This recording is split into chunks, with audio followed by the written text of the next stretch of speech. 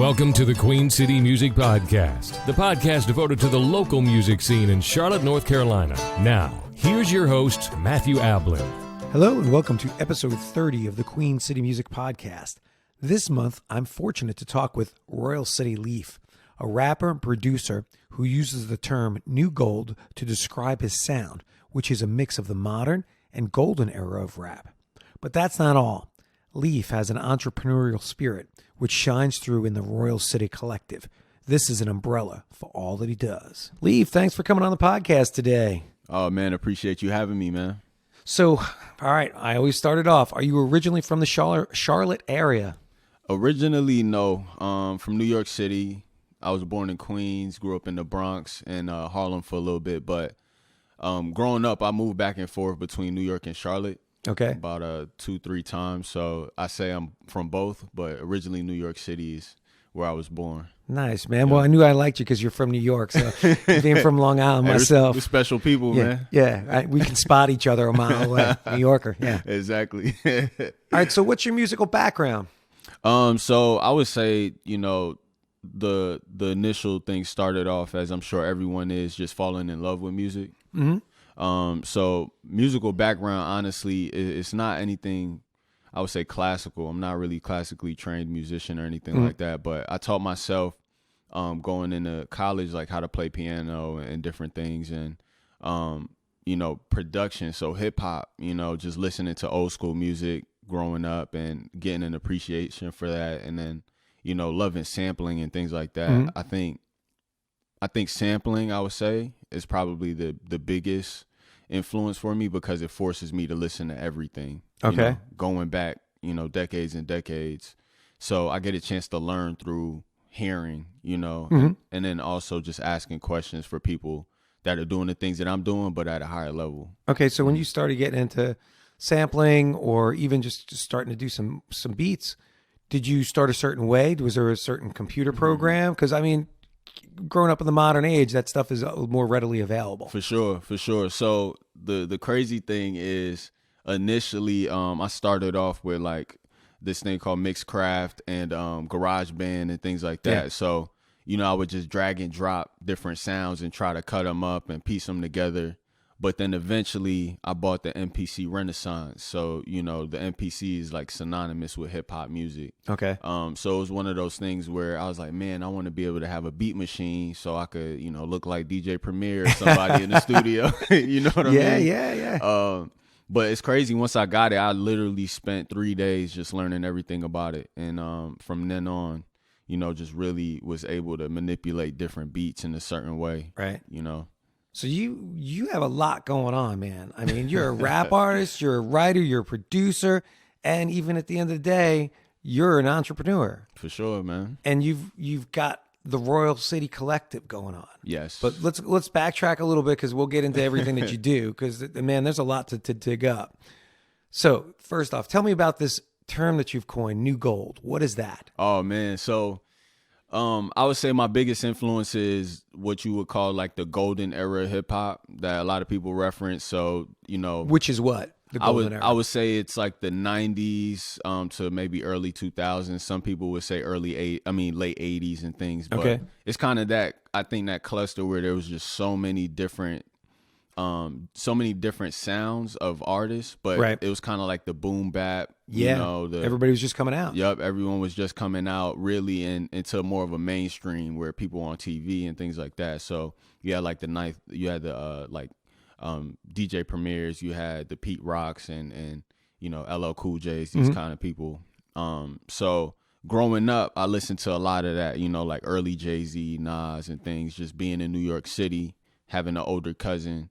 And so that's my biggest influence, and when I listen to my music and how I create is I kind of go back to that foundation, but the new gold part comes in from the golden era. But when you hear my drums and 808s and kicks, it's more of that futuristic bounce or like the bounce of today. Right. So a lot of people would tell me like, man, like your music is like a bridge between both things.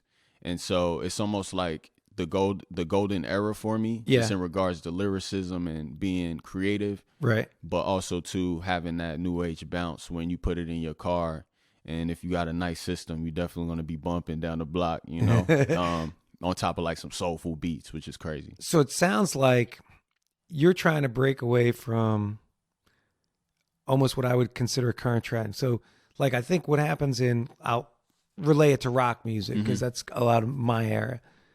A lot of musicians today in rock, they start to sound the same because they listen to the same bands from the same simple last 10 or 15 years. Oh, who am I influenced back? I'm influenced by this. But when you listen to old artists, I don't care if it's rap or rock artists, the older guys who are in the 60s or 50s or 80s, those guys listen to a whole range of different styles. For sure, yeah. And they brought it into their music.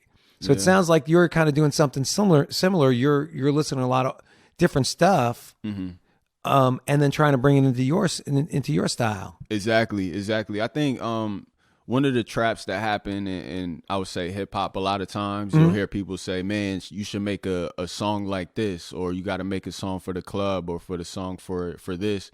And I feel like, I understand that because there's mainstream wise, if you go listen to the radio, you'll hear the same type of songs, right? Yeah. Back to back to back. Sometimes it sounds like the same artist. Yeah. But it's been 10 different people, you know? So you have that cluster going on. But then I feel like there are quite a few artists that are just creating to create. And that's kind of where I come from, is just creating to create. And as long as I'm doing that, I'm going to hit each mood, Gotcha. Whether it's by accident or whether it's on purpose. But I just feel like I create without thinking of, hey, there's this bar I need to hit, or I need to make sure this song is going to be able to play in the club and this and that.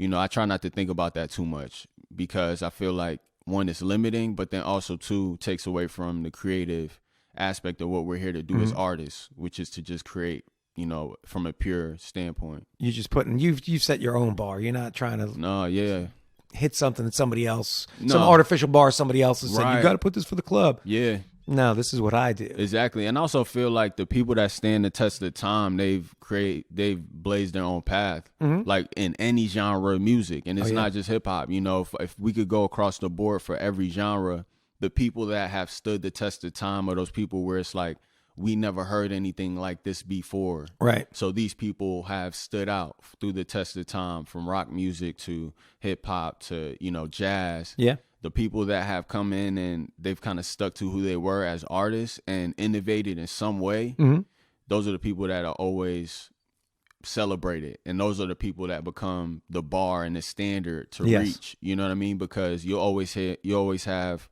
a new guy coming out and they're always going to say, this person sounds like one of these greats. Yes. And that's always the bar. But I felt like they were just sticking to who they were and not compromising. I mean, you can always wear your influences on your sleeve and it'll come through. But I think at the end of the day, if you're just doing it for yourself, your voice is going to come out in your music. For sure. And I think that takes time, though, because I know for me, finding my actual sound where I was like, okay, I'm comfortable with this process of how I'm creating. I'm comfortable with how I write, all these things. It took a little bit of time. I think if you take any artist and you look where they started, and it doesn't even have to be music. I mean, you can take Van Gogh. You look at their early stuff and then you look at their later stuff. You're going to see a progression in what these artists do. Yeah. Because nobody comes out and just says, oh, this is what I do. This is what I sounded like from the first song I wrote to, the 100th song or the 100th painting or whatever it is. That's true. That's true. Learn and grow. Yeah. And I think that's the beauty in it, though, and I feel like, constantly creating through that process just to kind of show the growth. Because I love it, when people hear like a couple of the first songs I ever recorded to maybe something I recorded yesterday, and they're like, bro, the growth is crazy. And I'm like, I know, but I'm cool with that. Well, I mean, if you just stay in one thing, or stay in one lane the whole time, I don't know. In my head, I think that'll get boring. For sure. You'll look for different things if you're always trying to reproduce the first thing that you did. Yeah. Stay stuck. Yeah. All right. So you're just talking about your first recording and then your most recent stuff. Let's talk about the recording you got out now, More Major Volume 1. We did talk about right before we started recording, we talked about that you had actually done some other stuff before this. For sure. So fill us in. What'd you do before More Major came out? And then we'll get into More Major. Yeah, definitely. So initially, man, the very first thing I've ever released, it was called Thoughts in Color. And it was around the first time I started really recording. That was an EP? That was an EP, yeah. How many songs on that? Oh, man, how many? Maybe 9, I would say. Maybe. Dang, that's a long EP, bro. Yeah, it was like, that was more like EP and a half, man. Wow. But, that was like one of my very first things that I ever recorded. And it was just more of me just finding my sound. So I put that out. But a couple years after that, I put out Way Up. And Way Up is an EP, one of those longer EPs as well. It's about 7 songs, wow. I want to say. And it was really my first time producing.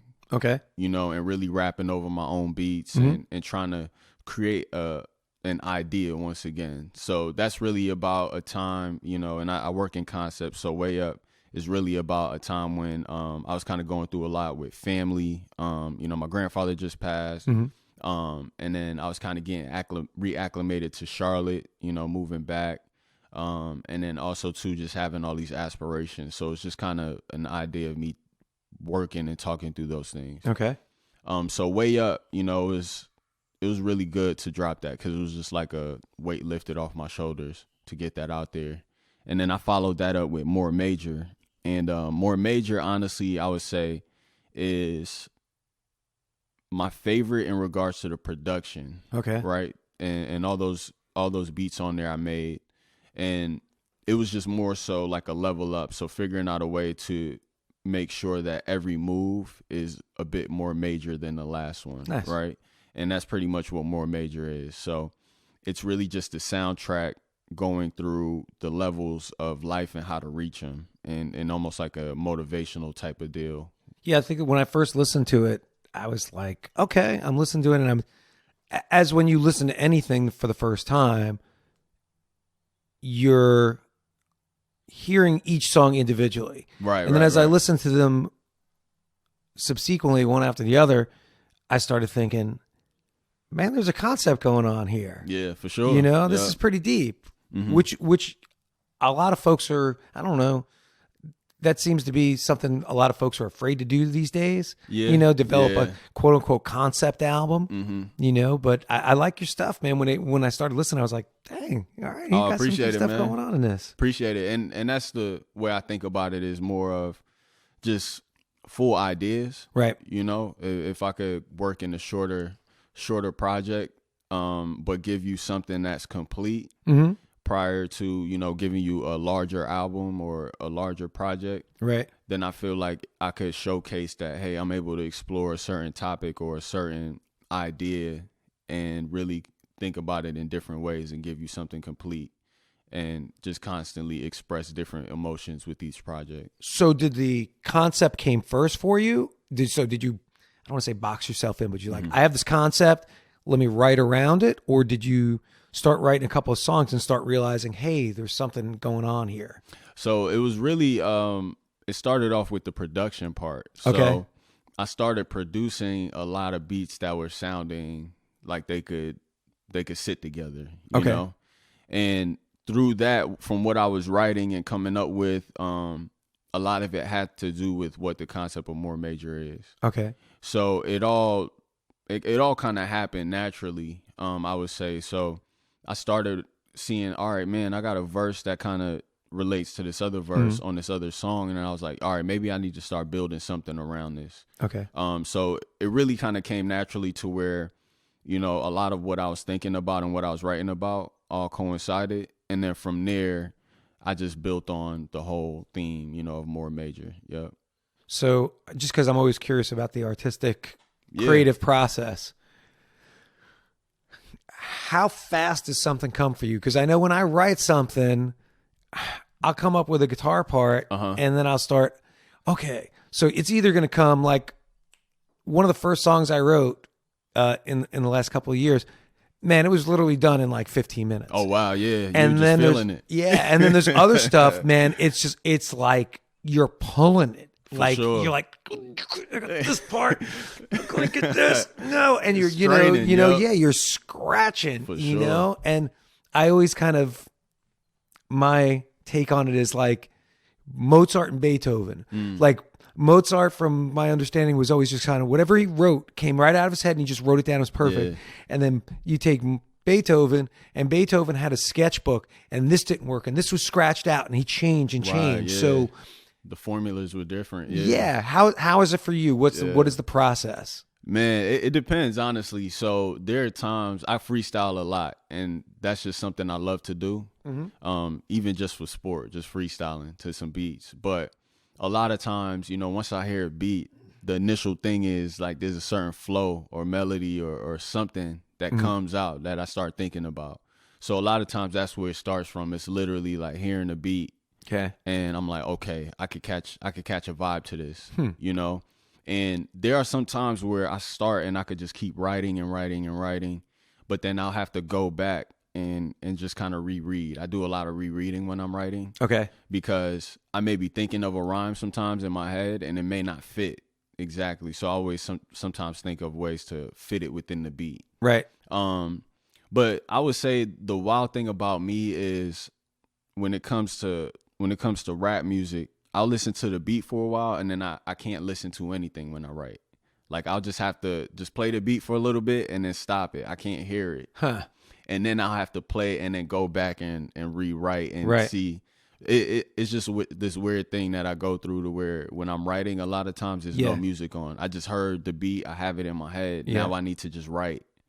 Okay. Yeah. Are you like a typical person like me? When you're writing, you got a book and you have all your ideas, your sketchbook, as it were. Like, all right, I've got this idea, or I've got these lyrics that came out. I can't get anything else to it. Maybe I'll come back to it another time. Do you have something like that? Yeah, I do. So I do the physical notepad, and I also do my phone sometimes.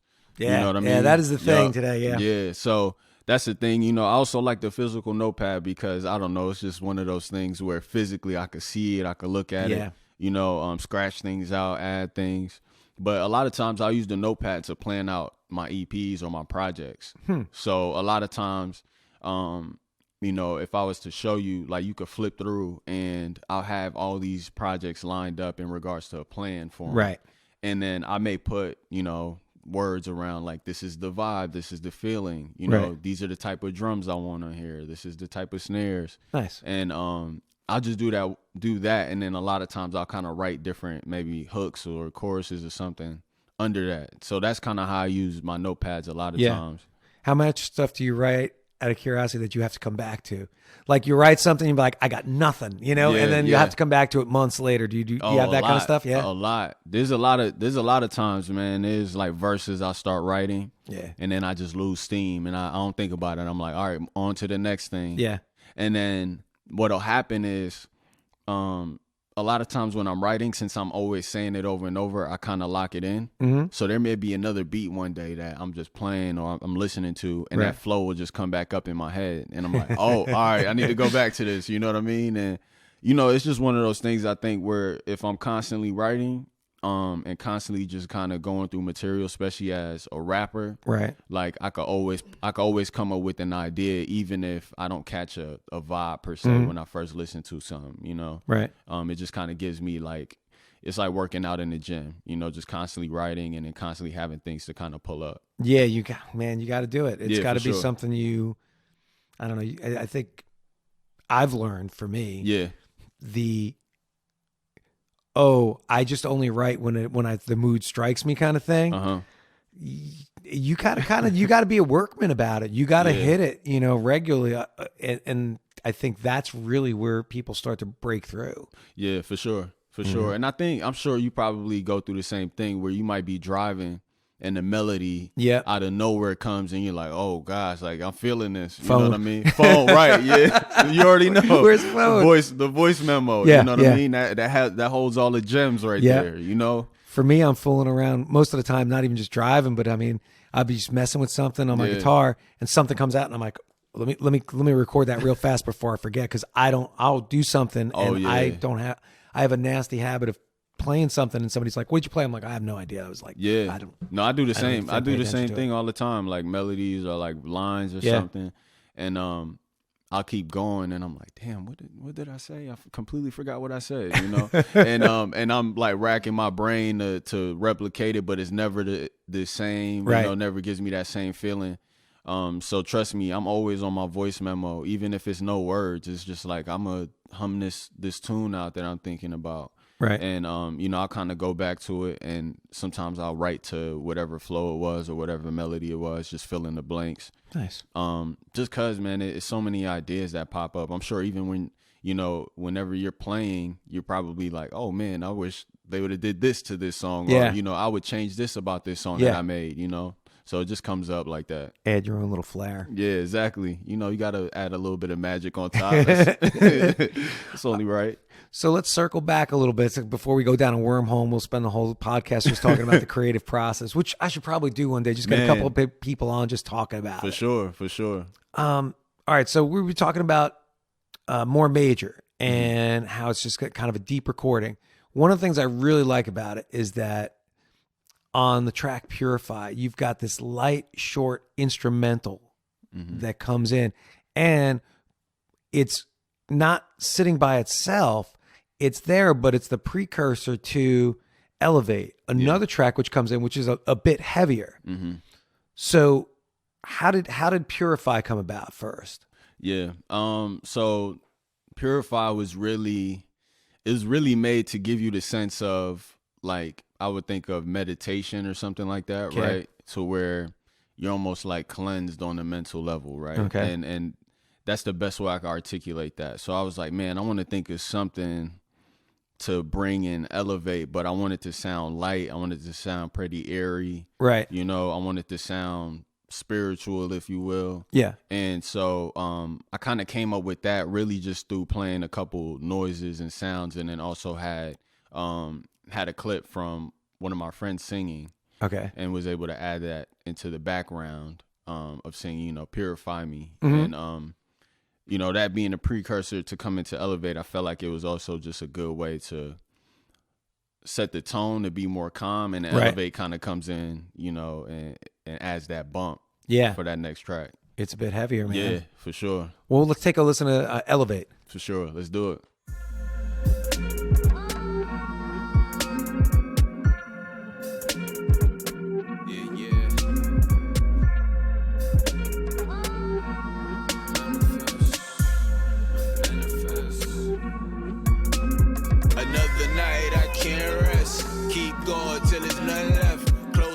Reach for the sky, open up and I manifest. All this time I invest, new levels I can't stress. Here I'm praying for my downfall. They want to push me off the edge, but I elevate, flex, levitate, yes. Elevate, elevate, flex, levitate, levitate. All this time I invest, light it up, I can't stress. All them days I had nothing left, make a move, then manifest. Can't believe who I left, trying to sew it all together but seem stressed. Bench press to get it off my chest, have faith and take another step. Goddamn, this another one, shine bright like the summer sun. Yeah, man, I really like those tracks. I really do. So then you have the other track that we're going to talk about today is Levels of Life. And at the end of that track, it hit me. So I'm listening to the whole thing and I'm like, okay, I like this. And at the end, you've almost got this free form jazz feel right at the end of it. So how did that come about? Man, Levels of Life, it's, how could I explain this? It's almost like, it was a soundtrack that I was thinking about, like, of going from, you know, the ground floor to the penthouse type of deal. You know what I mean? Where, like, you open up the elevator, you step into the penthouse, and it's like a beautiful view. You know, it's almost like a cinematic type of feel, to where it's almost like a moment of like, man, like, I've made it to some kind of level. And it's not really from a materialistic type of thing. I think it's just more so mindset. Right.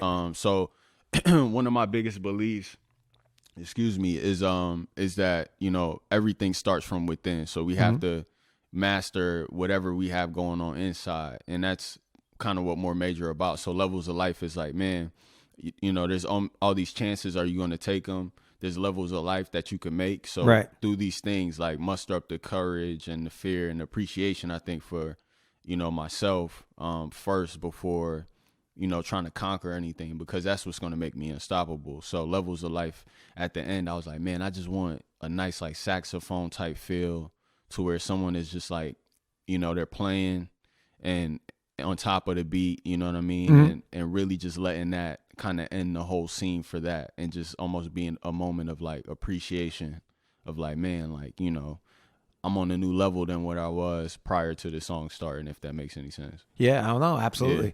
All right, well, let's take a listen to it. Definitely. Let's do it.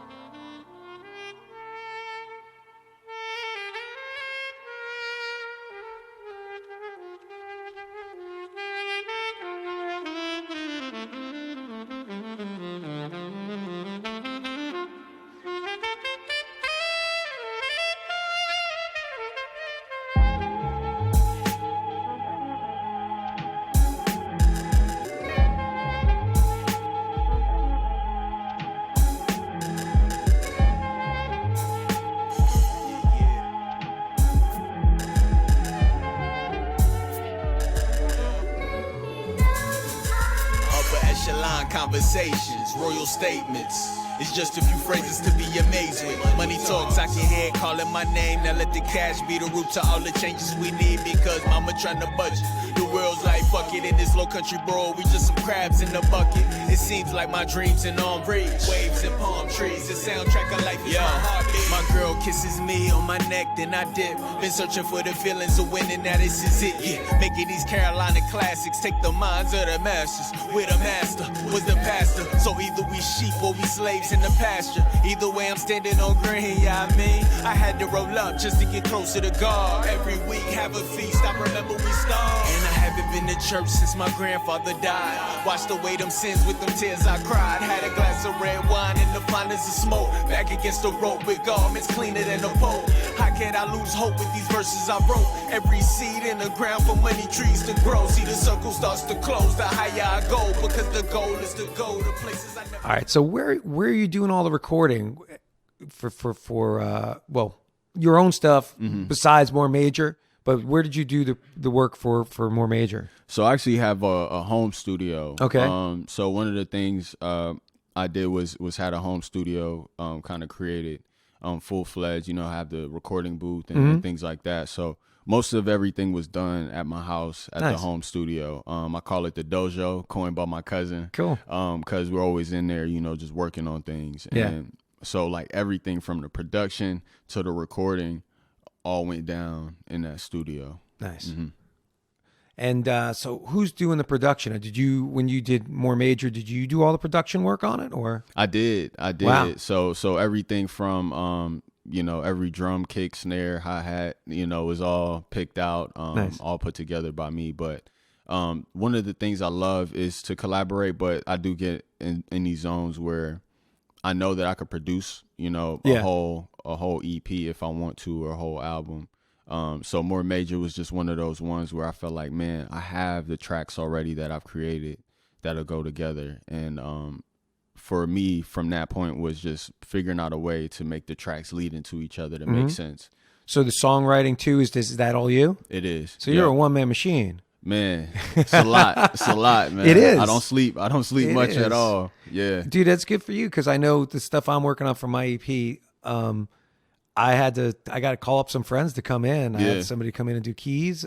Nice. I had to call somebody to come do some backing tracks, some backing vocals, because I need a female vocal. Yeah. And I'm going to start doing some drum recording with my friends. So, I mean, I can't do everything myself for everything I want, but man, there is that part where you are the producer and I'm like, no, I need this and I want this and I want that with it. And that's true. That's true production right there, right? Being able to kind of arrange it and know what goes where. And I think, you know, the great thing about being able to produce like full beats and a full project is that, being that I love to work with other people, I'm able to have these ideas that I know for a fact, like if this is executed by this person, right, then it's going to level the whole thing up. Because there's times where I know for a fact I'm limited, you know, to be honest, as a trained musician. Yeah. And I may have an idea in my head and I don't even know what key it is. Right. So I may hum it to one of my friends and be like, bro, can you play this out for me? And they'll do it, you know, and those are the things, and those are the type of people I like to work with, where, you know, if I have an idea, I don't necessarily have to be the person to do every single thing. Right. I could collaborate and kind of up-level the whole thing. Yeah, you're just guiding it, though. Because exactly. at the end of the day, it's your music, and you've got to be happy with what's coming out and say, Right. I'm looking for this. Yeah, for sure. Even if it's not concrete and like you're giving somebody a melody, you're like, I want this to kind of sound like this. I need Yeah. this kind of feel. This is what I'm looking Yeah. for. And then at the end of the day, it's your ear that figures out. Right. Even if it's, you know, even for me, I mean, being trained, that's great. But I mean, sometimes I can't figure out what's in here. I'm pointing to my Right. brain if Yeah. you can't see, you know, to get here to Yeah. what somebody else is going to do. Yeah, for sure. You know, you're hearing it in your head. And that's the challenge, I think, just as artists in general. I feel like that's the challenge between getting it from out of our head Yeah. into manifesting it in real life, because there are times where I'm like, man, I got this soundtrack in my head right now, and if you could hear it, you would love it. Yeah. But Yeah. I don't know if I could really bring it to life, you know? Yeah. And those are the things where, you know, I try to challenge myself in that way, to where it's like, if I have this idea, I need to figure out a way to make it happen. Right. And I think that's like the responsibility we all have, like as creatives, is to figure out, you know, our perspectives, our ideas, whatever it is, how do we manifest that to like show it to the world and give it to the world, if that makes sense. No, absolutely, man. So do you, even though you've been doing all of More Major by yourself, did you have any guests on the recording? Anybody come in to do anything for you? Man, not at all, but I had a lot of good energy in the room, I would say. And I think that was the most important part. There aren't any features or anything like that on the actual album. But I had my cousin, he helped me, you know, run the boards a couple of times, helped me with just the conversations around the project, have Right. friends help me with just coming up with the ideas, the feel. And also too, the good thing is, like, I'll have my friends almost act as, you know, A&Rs at time. Gotcha. You know, just I'll play something, let me know if it moves you, what do you think about it? You know, I'll even talk about the concept around it, just to kind of get extra ears on it, you know, Yeah. from a variety of people of opinions that I trust. Yeah. That's nice, man. I'm awful like that. I kind of listen to them and I'm like, yeah, no, I'm doing this. Somebody might say something. I'm like, no, I don't like your idea. Yeah. But that's okay. You know? Sometimes that's needed though, Yeah, man. yeah. It's needed. You know, if it comes from a place of Yeah. love, like, no, this is not going to work. Yeah. Then, you know, look, I have a mentor and he's like one of the most brutally honest people that I know. Right. Right. So I'll send him things. He's like, no, man, you got to go record that right now. What are you Oh, there you go. doing? Yeah. And I'm like, all right, I needed to hear that. But at the same time, I'm like, man, you know, as artists, we're sensitive. Yeah. You know, so, but I'm always open to, you know, someone saying, man, maybe you should do this a little differently, or actually you right on point with this one. You need to keep going and Right. push this one. So, you know, I like to have those opinions, because one, everyone isn't going to like your stuff, but at the same time, I know that if someone could give me like constructive criticism on ways to think about how to make this better, Yeah. or a better experience for someone, I'm open to it. I'm gonna listen to it. Yeah. You got to be, I think, you Yeah. know, but at the end of the day, as we said, It's up to us. it's yeah. your final opinion that matters. It doesn't matter what anybody else says or adds to your For stuff. sure. So, all right. So let's take a different route. Okay. The other month we were talking about, before the podcast came on, I had Reese on, and we had talked about being a rapper in Charlotte area from her perspective. What's the performance opportunities been like for you, Yeah. and what's the community like for you? Okay. First and foremost, shout out to Reese. And I think, you know, for me, the community has been almost like it is what you make it. Okay. And I would say specifically within hip hop, we don't necessarily have all the same opportunities as I would say other genres do. Yeah. You know, as you know, and that's kind of one of the challenges, is in regards to where we are accepted as hip hop. You know what I mean? Right. You know, what bars are comfortable with, or what venues are comfortable. But we have a lot of showcases, and the only thing that I say with the showcases is great in regards to exposure and people just kind of starting to get out there, but it doesn't allow us the opportunity per se to really build a relationship with the audience. Okay. You know, and that's sometimes unfortunate because we have to almost from a grassroots level create our own events in order to help promote other artists or to promote our brands and things like that.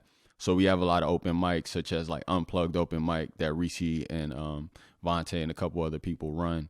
And it's a great platform because it allows artists, you know, whether you're performing a lot throughout the weeks or whether you're just getting out there, it gives you a great platform with a lot of people to come and appreciate music, you know, other artists to perform, get your name out there, to freestyle, do a cypher, things like that, or even become a featured artist, right? So there's some kind of incentive to where if you work hard enough, when you become that featured performer, you get a 15, 20-minute slot to perform and really kind of build that fan base from there. So how often a showcase is happening that you can go do it? Because like when I was talking to Reese or even talking to you earlier before we started recording, I can go out and play, you know, gigs at a bar, you know, every weekend and hone my chops.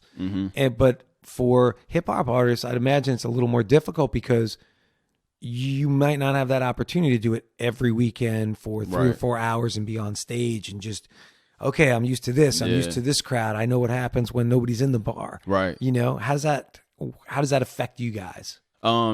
Actually pretty big, I would say, right? So you have a lot of artists that have the multiple hustles for the simple fact that, you know, I wouldn't say there's as many opportunities as if you were going to like a bar and to play if you were like acoustic type artist or, you know, you play guitar. So with hip hop, obviously comes the speakers, comes the bass, comes the DJ, different things like that. So the opportunities aren't as wide for us to just say, hey, you know, we're going to be performing all the time throughout the weeks. You have a couple of us that have created certain avenues, and that's kind of what we have to do in the hip hop community is create these platforms so that we can perform and turn it into a situation of making some money and becoming more and more lucrative as an artist. We have to kind of build these relationships, you know, with these different venue owners. And I will give like a big shout out to like a venue like Petra's or and things like that who constantly open their doors, you know, for artists like myself and other artists in the community to put on shows, to have residency dates, things like that. Nice. To where, for instance, when I do my shows at Petra's, if I invite other artists to perform, I'm able to, one, make money, but also able to pay them as artists. That's nice, yeah. You know what I mean? So that they go home compensated, and then also that we could start and work on this trend of us making money together as artists, right? And collaborating more. So that's the beauty of it, to where, you know, Charlotte is still wide open from a hip hop standpoint. The lens is kind of getting more and more on us as we have more artists coming out and being celebrated. But at this level and at this very moment, a lot of it is just creating that scene for ourselves, you know, and really trying to figure out ways to either collaborate or just get the buzz so that more and more people understand, you know, what you're doing and the different events that you have going on. Yeah, I think the just the Charlotte scene in general, since I've been here and has just grown. For sure. Like there's a lot going on. I mean, even outside our typical genres, you know, doing hip hop or rock. Yeah. They just opened Middle Sea Jazz. Yeah. That venue downtown. And that's like the first real, you know, official jazz place in town. Like, wow, okay, we got, you know, we're starting to really grow a bit. Yeah. And that's nice. And that's the thing. The city's starting to appreciate the arts a little bit more. Yeah. You know, from a level of local art standpoint. Like, people have more and more of an interest of what's happening. And I would say specifically even with hip hop of what's happening on a local level. Yeah. Because we've had some commercial success from Charlotte, you know, and we have guys like a Elevator J who celebrated across the city because he's from Charlotte. He has like the Charlotte sound of what people like to celebrate. And, you know, if you watch what he does, he has a variety of different events that go on, right? So you have these people who are kind of help curating the scene from the level that they're at, and by leveraging whatever resources that they have, so that it almost is like, you know, the rising tide lifts all ships type of deal. Yeah. And I think that's kind of what we're trying to get at within hip hop of we need to just we just need to raise the playing field. Yes. and figure out ways to collaborate so that, you know, it's more of a pull thing. We got to pull people into what we're doing, you know, and get them interested, but make sure that whenever they come into whatever space that we're doing or a space that I have going on, that we over deliver as performers, as people, branding, all those things, so that people understand, like, look, this is serious. This is a serious thing. And we're serious about our art as if, you know, everyone else is. And we need those opportunities as well, you know, so that we could perform and kind of continuously grow within the city. Yeah, it's going to take the artist doing it. That's a and big being fact. taken seriously. I mean, you got to, I keep saying, but we talked a bit before we started recording, you know, and there's people out there who, I don't want to say they don't take it seriously, but they want to do stuff, but, you know, they don't have a website. They don't have any music coming out.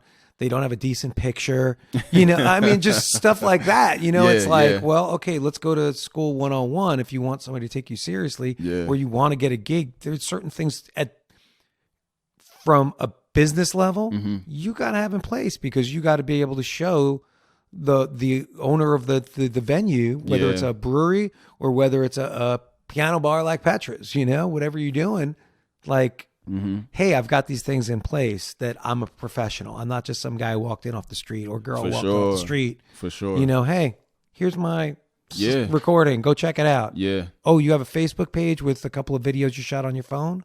Yeah. You need more than that. Yeah. You know? Yeah, that's true. And I think it's our, you know, it's our duty to kind of take ourselves a little bit more serious. You know? And, absolutely. And be more prepared for those opportunities, because end of the day, there's a certain way we have to move as brands and business people, you know, not just as artists. That's kind of like the last step in everything is the art. You know, everything else comes before that.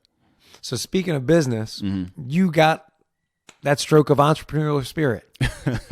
So you founded the Royal City Collective. Yep. What is this all about? Oh, man. So the Royal City Collective is really a parent company, and it holds like different creative brands. So under that, I have the Royal City Collaboration, which is a nonprofit that I have. And what we do is we create creative curriculum and help train other artists to really teach these curriculum that pair. And really the curriculum we push now is Music Matters. And we teach the recording process. So everything from what is sound to you know, how to sell your music, right? Okay. In these different modules, but each module is paired off with professional or personal development. So when we talk about what is sound, we talk about obviously what are frequencies, different things like that of the science of sound. But then we talk about critical listening. We talk about effective communication, things that sound, but in order to know about these frequencies in the studio, you have to be able to listen. So this is the benefits of listening in the real world, right? And really how that came from was through like a partnership and working with CMPD. They had a reach out program for teens who got nonviolent felonies. And they take these classes, right? And to get these records, to get their records expunged and stuff. And super smart kids, but maybe made some mistakes, but they come from hard backgrounds, you know, things like that. So I could definitely relate to some of those things. But even though they had, you know, goals of being doctors, lawyers, whatever it is, they weren't exposed to it. And the thing that got across to them is music, right? Nice. Hip hop music, recording, making beats, whatever it is. So this is a way, the Royal City Collaboration is a way to almost put the medicine in the candy, if you will, right? Like, let's talk about music, but then let's break down, you know, how these modules parallel to things you need to know. You know, so with sampling, we talk about sampling in real life. So if I have a role model and I love the way this person dresses, and another role model, I love the way, you know, that they're on time or whatever it is, I sample from these people. Awesome. To create my own song, I like that. Right? And that becomes my soundtrack. So we talk about these different things, but we flip it in a way that'll help people and help these teens grow and be, you know, productive citizens. Right. You know, in a way that they understand. So we go to things that they're interested in, and we really break down. One, you know, here goes a way to think about it in a way so that you know how to do this and create. But then we're going to actually talk about how this parallels with things you need to know going forward just as a person. Right. So that's the Royal City collaboration. Then I have Narrative 413. So it's a leather goods company. So design is also another passion of mine. So, you know, designing everything from journals to book bags and everything with, you know, this great quality of leather, and creating other designs for other companies and things like that. So that's all under the brand as well. The music, so everything musically is under the brand.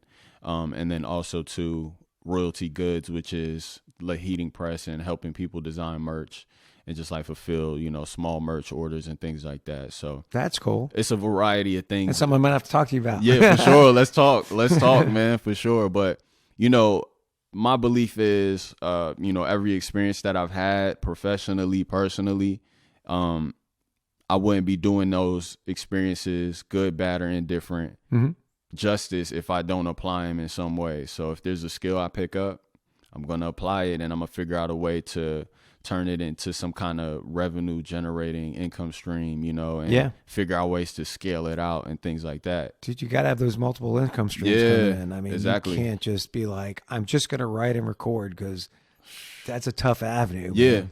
for sure. And it's like, you know, I just figure with all the hours in the day, there's so many ways that I love to create, you know, and one of my big goals is to design shoes, right? Okay. And I've always wanted to do that since I was in elementary school.